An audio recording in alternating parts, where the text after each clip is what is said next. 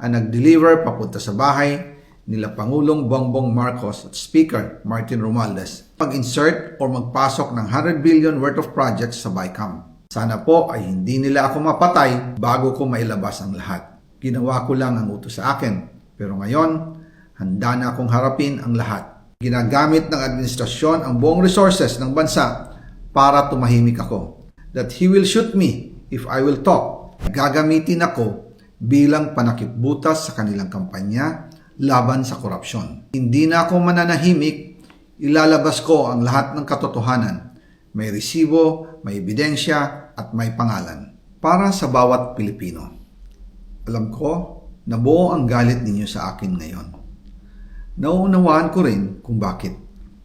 Lalo na at malaki ang halagang nakataya. Pero bago kayo humusga, hayaan ninyong ipaliwanag ko ang buong katotohanan. Matagal akong hindi nagsalita dahil may direktang utos sa akin. Huwag nang bumalik ng Pilipinas at manahimik na lamang. Umalis ako noong July 19, 2025 para sa aking medical check-up. Nakaplanong bumalik pagkatapos ng SONA ni Pangulo. Pero habang papauwi na ako, tinawagan ako ni dating Speaker Martin Romualdez at sinabihan, "Stay out of the country. You will be well taken care of as instructed by the President." Noon naniniwala pa ako sa kanila.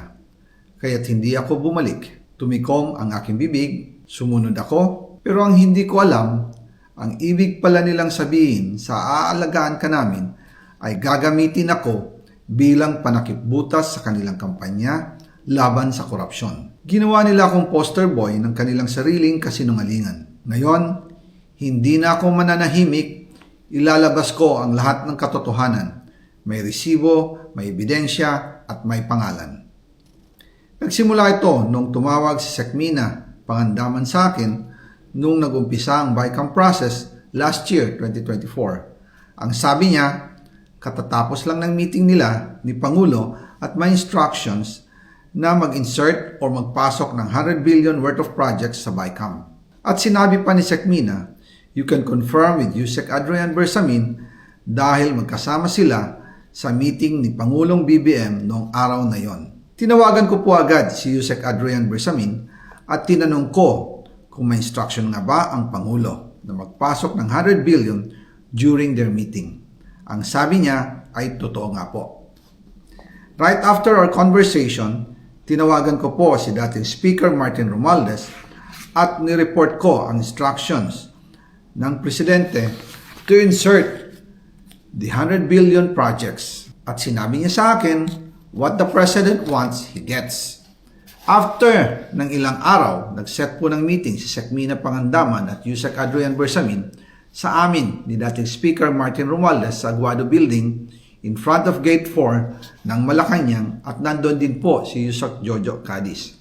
During the meeting, binigay po ni Yusek Adrian Bersamin ang listahan na worth 100 billion. Tinanong ko po si Yusek Adrian kung saan galing ang listahan. Ang sagot niya, galing kay PBBM mismo at binigay niya ito mula sa brown leather bag.